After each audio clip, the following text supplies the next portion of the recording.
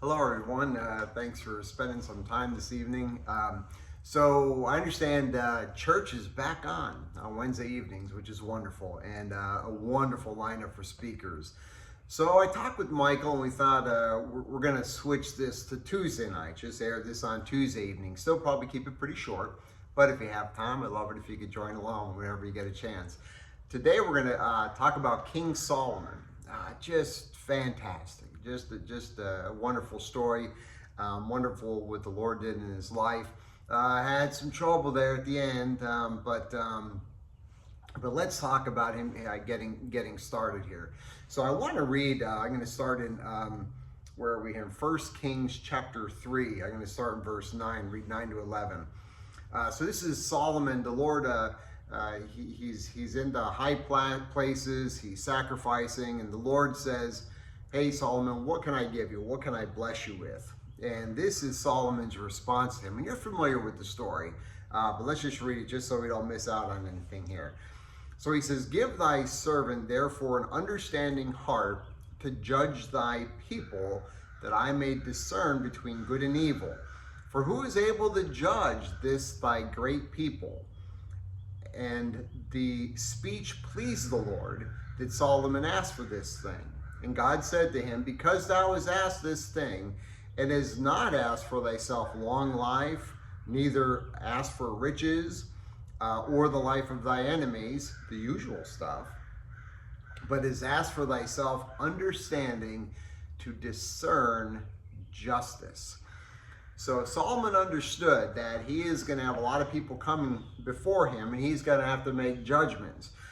And he already knows things could be pretty wacky. After all, his father is David. He saw what his father went through with the family.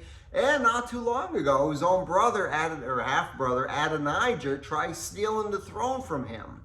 So he understands there's a lot of things going on wrong in the world, and he needs to have an understanding what's right and what is wrong, so that he can be an asset to the kingdom and helping make these decisions. And the Lord is pleased by this. So he gives him the other stuff anyway, and not just the wisdom and writing beautiful songs and poetry and an understanding of worldly things, but more specifically discerning between what is right and what is wrong. And then here it goes. Skipping down to Kings chapter 3, starting in verse 16.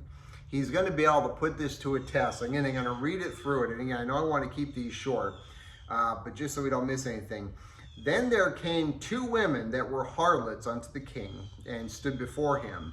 The one woman said, O my lord, I and this woman dwell in one house, and I was delivered a child with her in the house." So these two harlots are sharing a house. Yeah, maybe they brought their Johns there and took turns, using this space, save money on rent. "And it came to pass," so one of them has a child, "and it came to pass the third day after I was delivered, that this woman was delivered also. And we were together, and there was no stranger with us in the house, just us in the house." And she's making that distinction because they had Johns coming over there, but not at this time. One had a baby, one was pregnant, just the two of us, she's pointing out. "And she arose, and this woman's child died in the night, because she lay upon it. And she arose at midnight and took my son from beside me, while thy handmaid slept, and I laid it in her bosom, and she laid the dead child on my bosom." So the accusation is that I had a baby, she had a baby. She rolled on hers and kills it, gave me the dead baby, and took my baby. Woo, that's a serious thing that she's come to Solomon with. "And when I arose in the morning to give my child suck, behold, it was dead. But when I looked at it in the morning, behold, it was not my son, whom I did bear." Remember, she's had 3 days with this little one, so she'd recognize that it was not hers. "And the other woman said, No, but the living son is mine, and the dead one is hers. And this said, No, but the dead is thy son, and the living son is mine." So they're arguing a bit before him.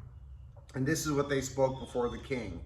"Then said the king, the one," so he's kind of sorting this out. He says, "So the one says that my son liveth and your son is dead. And the other says, no, but thy son is dead and my son is living. And the king says, here's his response, and you know the story, fetch me a sword. Whoa. And they brought a sword before the king, and the king said, divide the living child in two, give half to the one, half to the other. Then spoke the woman who had the living child unto the king, for her heart yearned over her son. And she said, O my lord, give her the child, and in no wise slay it. But the other said, it shall neither be mine or hers, divide it. Then the king answered and said, give her the living child, and in no wise slay it. She is the mother. And all Israel heard of the judgment what the king had judged, and they feared the king, for they saw that the wisdom of God was with him to do justice, to do what's right. So here you have two harlots that are unworthy of the king's time anyway. You could hear like the guy in the court, the king would ask, okay, who's next before us? And the guy's probably like, well, your highness, we got these two harlots here, something about a baby, I don't know. And the king says, send them in. And here they come. And they lay out what's going on. But let's look at, with the time we have left, let's look at the second harlot, the one that had done this horrible thing. Now this lady, first of all, she's a harlot. Okay, that's not great. And she has stolen the baby. That's one thing she's done wrong.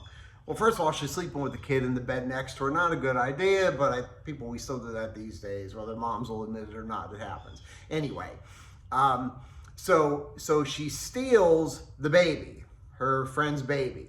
Number one, stealing wrong, not a good thing. So she's wrong there. Then she lies about it. She twists the truth about what happened. She makes up this story when she's brought before Saul, and so she's a thief and she's a liar. And this woman is full of envy. I mean, my goodness. And it's more than about the baby. It's like, oh yeah, well now you have a baby, I want it. And if you can't have your baby, then neither of us should have the baby at all. What a spirit. It's just a wicked spirit. And boy, it's out there in the world today.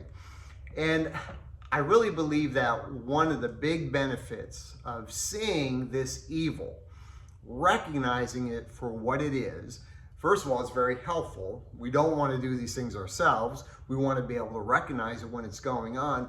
And to me, when I see evil, it makes me love and appreciate the Lord even more, because he is not these things. He is good. He is honest. He is faithful. And it's nice that as Christians, when we know the Lord, and we are not perfect, but to be outside of this evil, looking at it from out here and just saying, my goodness, I see what's going on there. Whether it's in politics, whether it's in the office, whether it's in the family, we're affected by this evil. But thank God we're not the one doing the evil. But our Father of goodness, he has shown us in his word so that we would avoid evil and that we could recognize it. But this second woman here, troublemaker, real troublemaker. But we'll pick up next time and talk about the second woman, or actually the first woman. God bless you guys.